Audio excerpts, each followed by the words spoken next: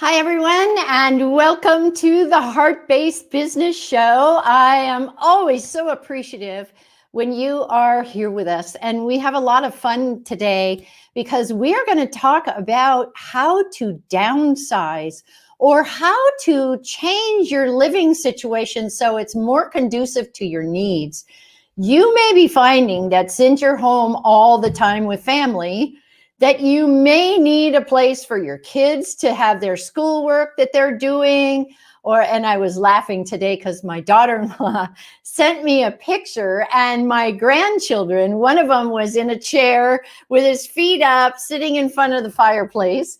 And the other one was on the couch, had a computer in his lap and had a blanket over him. And he looked extremely comfortable. And I thought, wow, why didn't I get to go to school like that? That's pretty cool. So that's what we're going to talk about, is how to make your space more available to you, or how to make your space suit your lifestyle right now. And I think what's happening in our world is going to change everything in the future. And if you aren't thinking about how you can change your space, I'm extremely surprised. And I have a sense that you're going to probably be ready to do so very quickly, especially after you hear our special guest today. So let me just get a little bit of business over with, and then I'll be right back with you.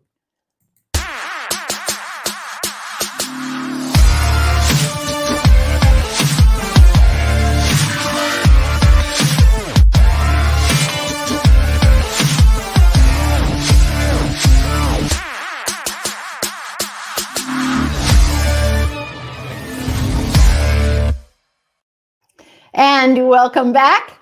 I'm just so excited about this show today because we so desperately need it, right? We so desperately need it. And some of us are really finding out that now that we're home all the time, that we've got a ton of clutter hanging around. And even I've been purging and getting rid of things, but I'm kind of lucky because I live in San Felipe, which is in Baja, Mexico. And instead of having to take my things to Goodwill or Salvation Army or something like that, I just walk them out the door and give them to our cleaning ladies that are here. And you know, it's kind of odd when I see them wearing them, though. I have to admit that. But I know I'm doing the right thing. It's helping them out.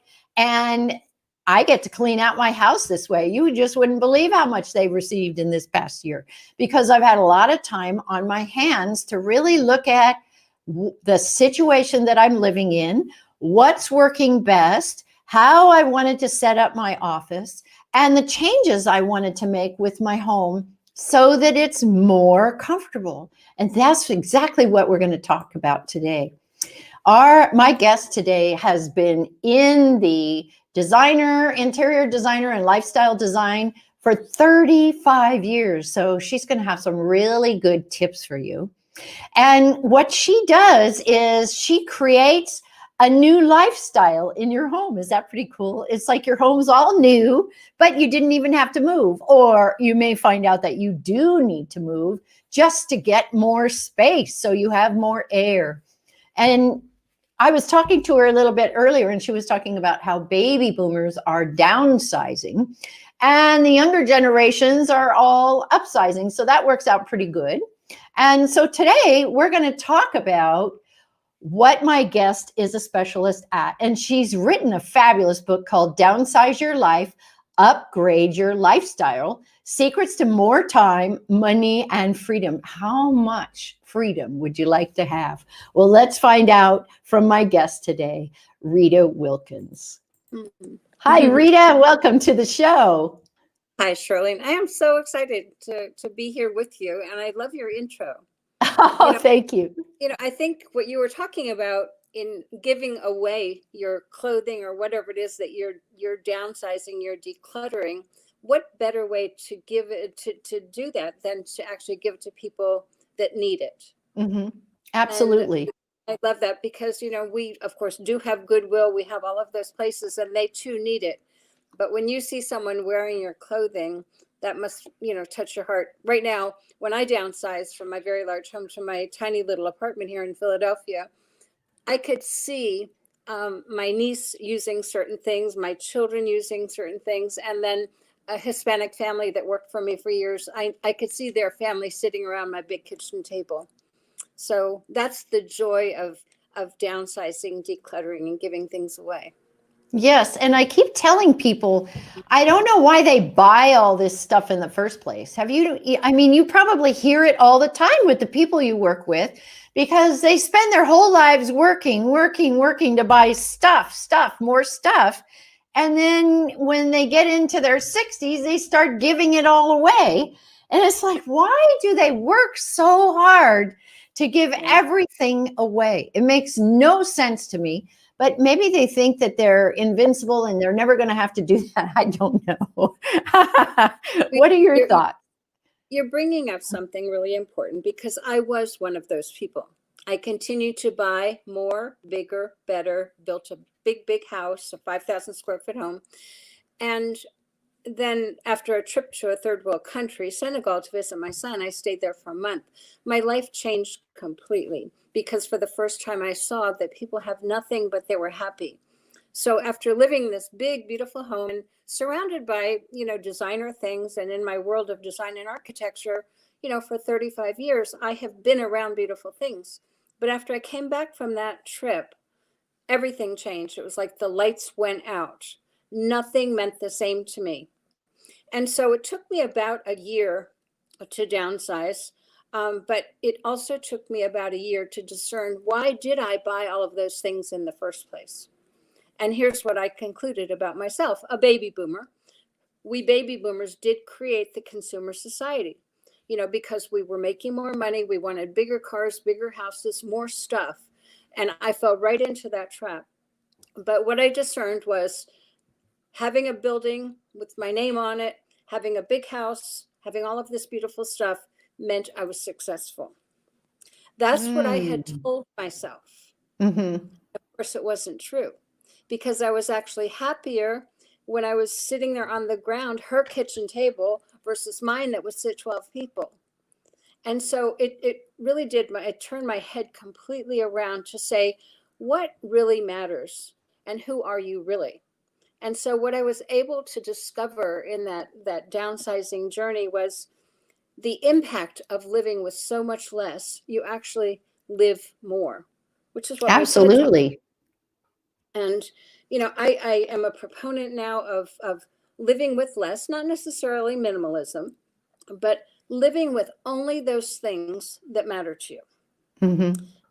And if you were to start, with one shelf in your bookcase, and say, if I had to pick one thing out of those 10 things, which one would I pick? And then you go to the next shelf, the next shelf. And it's really interesting, because you realize, I have so much stuff, but I don't need it. Someone else might. And it doesn't really make too much of a difference to you anyway. You just accumulate, Exactly. accumulating. And then you got to figure out where to put it. That's one of my favorite phrases, Rita. And when somebody says, "Oh, I'm going to get this," or "I'm going to do that," then I go, "Where are you going to put it?" That's kind of my famous phrase. I even say it to myself. Oh, that'd be kind of cool to have. But where am I going to put it? And the way I see it is, my kids, when I pass on, my kids are going to have to deal with all this stuff. And so I just kept getting rid of more and more and more stuff. And now I live pretty lean. I have the furniture I need. I use every piece of what I have. And, you were talking to me earlier about having a living room that has absolutely no use whatsoever. How many of us had living rooms like that, right? And only the very important people got to walk into the living room. Yeah. So you've said a couple things that are really important. And one is, and you're unusual in that you are living leanly right now, because I believe we're around the same age group. But many baby boomers are still living in the big house, still, and I'm not denigrating that at all. But if you are questioning, do I really need all of this? And that's the journey that you might go on. There's a woman who wrote a book. You might have heard about her. Well, the book is called Swedish Death Cleaning.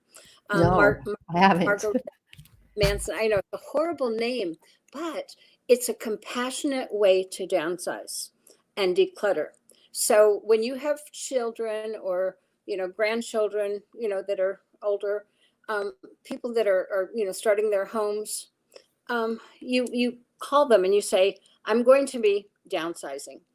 Do you want any of my stuff? And then you have a party, so to speak, and you have a pad. And then they say, I do want that. I don't want that. You start with your kids first and then Mhm. your immediate family and everything. And what that does is it gives you the license to give it away, because you might have been saving it for them, just assuming, of course, they would want it. But the reality is, And they never want anything. and it hurts at first, but on the other hand, I think it's very important to start that process now. So it's called Swedish Death Cleaning, and really the process is very compassionate, because it allows them to say yes, I want it, or no, I don't, and it gives you the permission to let it go. So anyway. Yes, I'm looking at my poor stepmom who has to move out of my dad's house, and they were both pack rats. So she says, I can't even start until I know I have to go. And I'm looking at it's over 4,000 square foot ranch style house. And it's just because my dad was keeper of all the family furniture, all the family stuff. And I don't know how she's going to get rid of it, because there's like Hummels that people collect, and there's what do you call those other things? Royal Daltons that people collect, but nobody collects anything anymore. So they're not even any value to it anymore, which is kind of a shock, right? Because that's what that was their thing. Probably spent a lot of money for it. Oh, a lot of money. Yeah, that's a great example, though, of if you don't deal with it now, your children will have to in the future. That's right. As a baby boomer, you hear about, taking care of everything before, just, and that usually has to do with finances and insurances and everything else. But I think another responsibility that we have is to also start decluttering.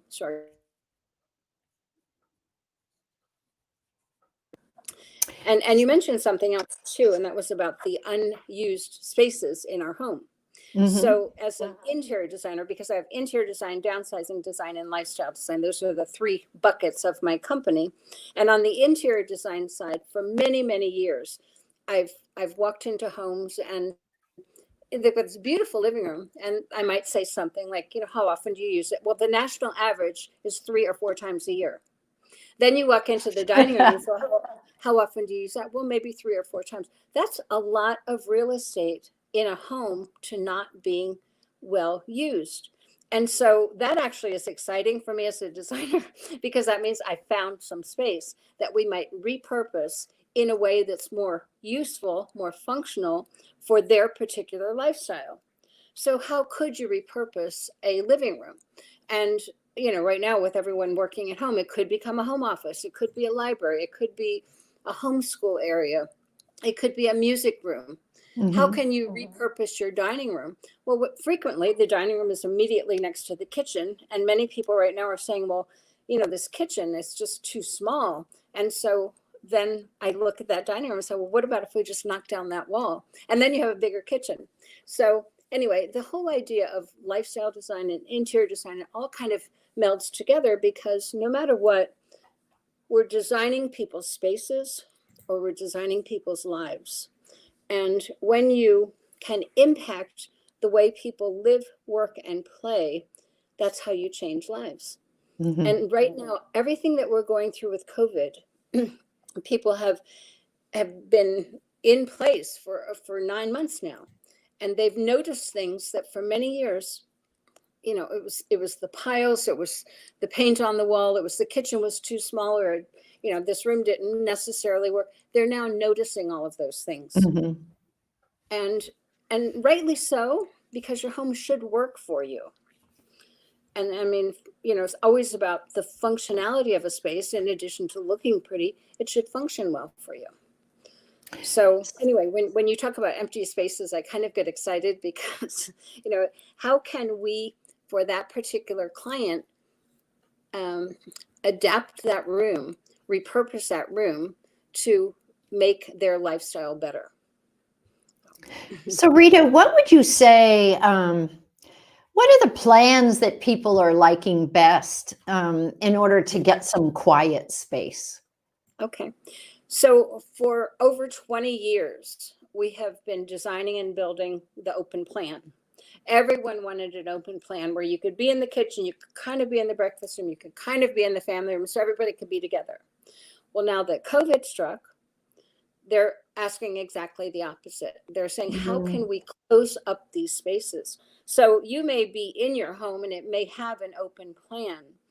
And many of the solutions that we're creating right now have to do with how can we create a divide. So barn doors are popular right now. The glass partitions are very popular right now.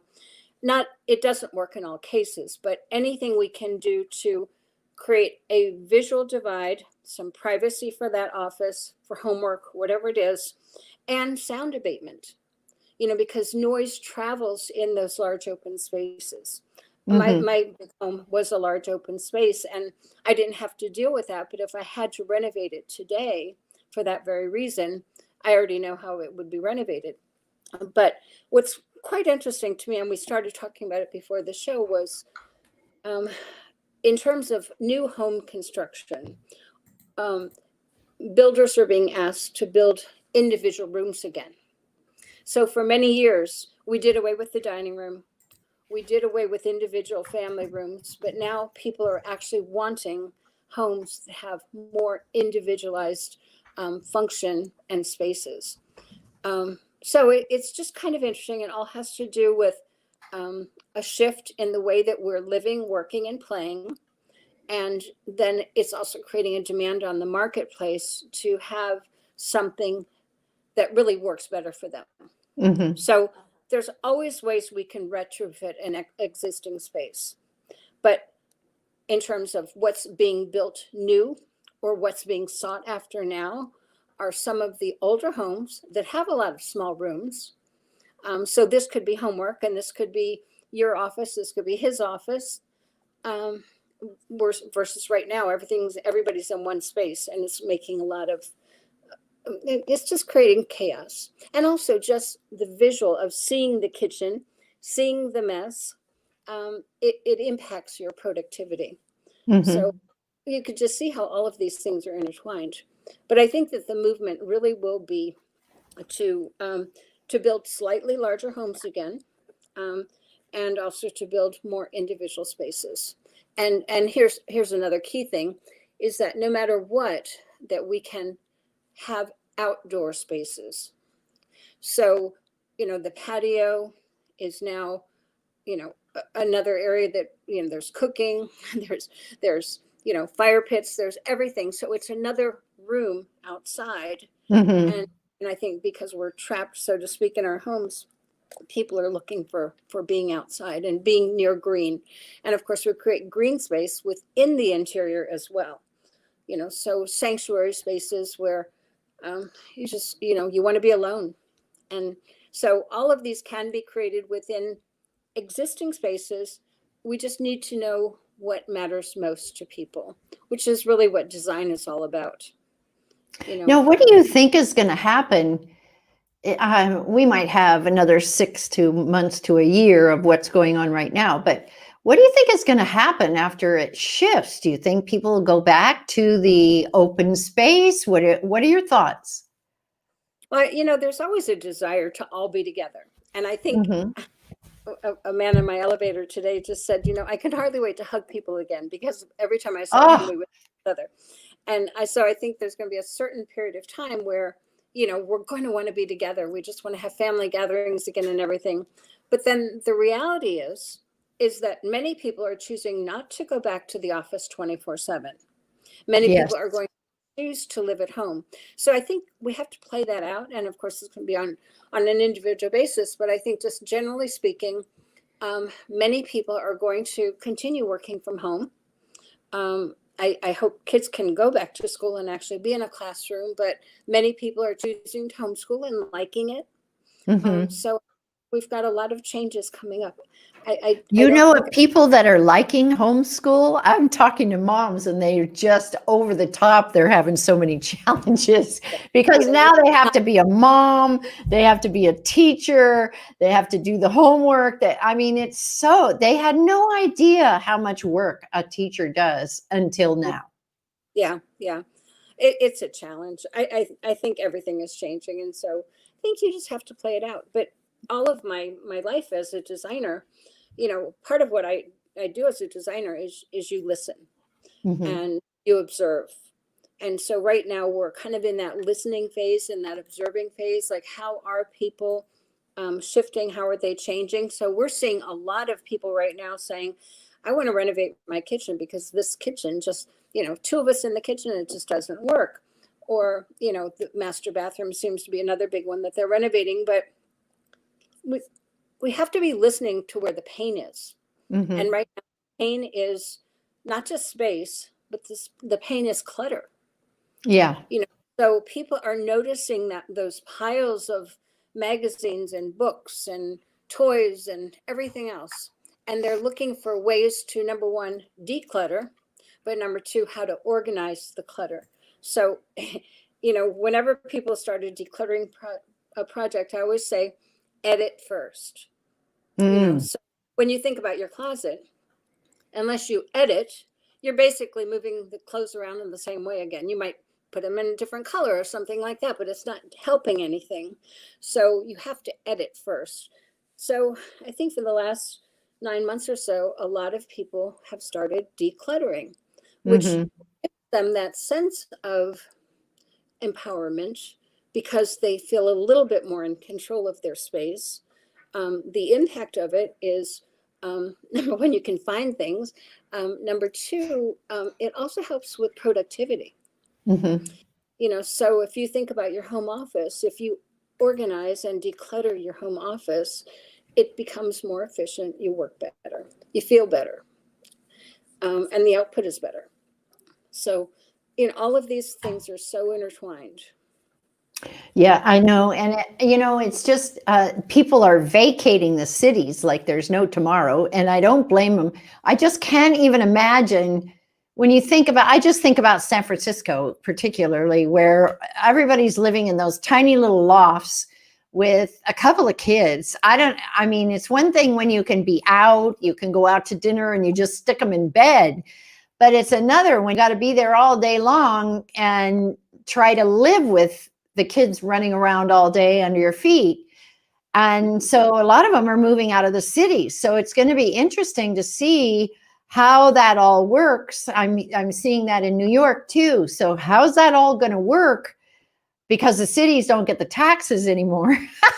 But who wants to live in a tiny little 800 square foot place? That's just Yeah, ridiculous. You yeah. can't even breathe. Well, I am living right now in an 867 square foot apartment in a beautiful section of Philadelphia. But I am part of that movement that will be moving out of the city next summer.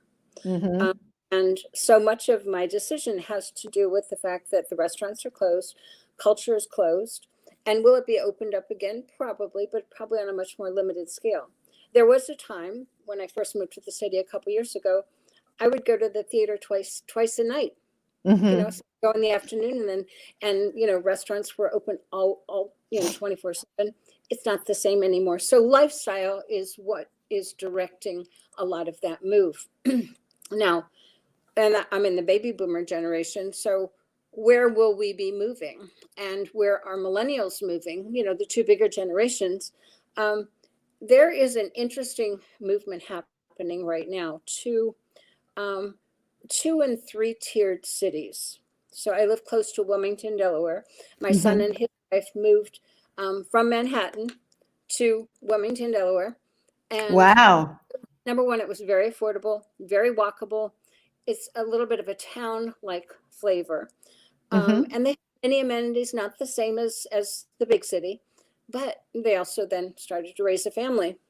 So there will be a movement to second and third tier cities, And also one that I'm seeing right now that I'm really excited about myself is villages. I call them Hallmark villages. So Mhm. if you're a Hallmark viewer, I love that. you know what I'm talking about, right? Yeah. So to be able to know your coffee shop people and know your hardware store person, and but it's a movement back towards the villages. Mhm. And builders have caught on to that, which is quite interesting to me because they are building villages. Now, you can't force a village, but you can put all of the amenities there that it's attractive to a buyer. Um, Mhm. there's just so many movements going on right now. And I think there's so much up in the air. You have to kind of pick where do you really want to focus. And I particularly like watching the movement of baby boomers and millennials because we're so similar, and that's really interesting because we're supposed to be so disparate, but we're really not.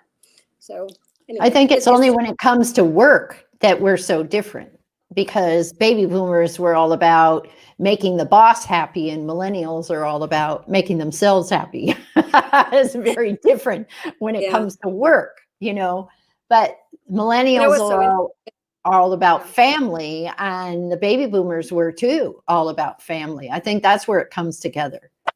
Right.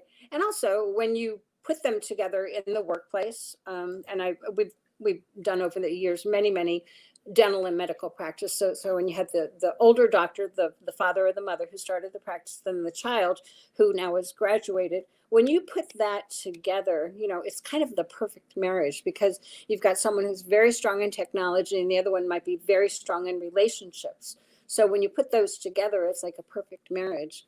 Mm-hmm.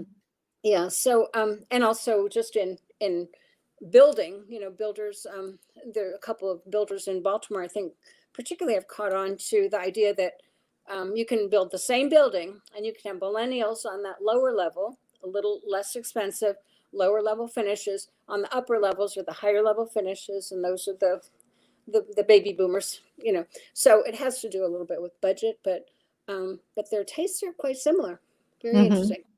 Yeah. Very And interesting. now that we're all merging to live with less, which, the whole millennial generation has, you know, they will probably never, ever accumulate them like we did. And they're very cautious buyers. And, when they buy, they research the heck out of it, whereas we just bought and bought and bought and bought. So they'll never be like us. And now that we're downsizing and decluttering, and they'll never, so we are going to have a meeting of the minds right there. Mm-hmm. And probably Well, we're and all they going don't have the kind of money that the baby boomers have either. I to, mean, throughout the U.S., I don't know about the rest of the world, but throughout the U.S., they are in the 25,000 a year, so they couldn't possibly accrue the kind of stuff that, or accumulate the kind of stuff that the baby boomers accumulated. And yeah. quite frankly, they don't even find it very interesting. They would never think to do a Hummel collection, or like I said, a Royal Dalton collection, or, No, and I tell them not to think about it. But exactly. I Yeah. don't I think mean, they'll ever be able to afford that. in many ways, they've got their priorities right. It's Yes, simpler living, living with less, and focus on what matters most. In whether it's interior design or lifestyle design, it all boils down to what matters most to you.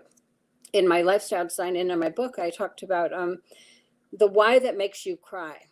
So that's John Maxwell, actually. But I love that statement because when you can touch something in your heart that matters so much to you, nothing's going to get in your way. that's right. So after my trip to Senegal and living in my son's hut for a month, when I came back, I had been so deeply touched by people who had nothing but they were happy. And that's what I wanted. And that Mm-hmm. sounded like an oxymoron coming from a designer, right? That you should want nothing. But, I gave away 95% of my stuff and I'm living on 5%, and I've never been happier. Yeah, So, because we don't have to worry about it. You don't have to dust it. You don't have to and clean under it. It's yeah, just so much easier doing it yeah. that way. So Well, much easier. there's freedom and there's peace. Yes. And really, isn't that what we all kind of want? Both. you know, Yes. so We want them peace both.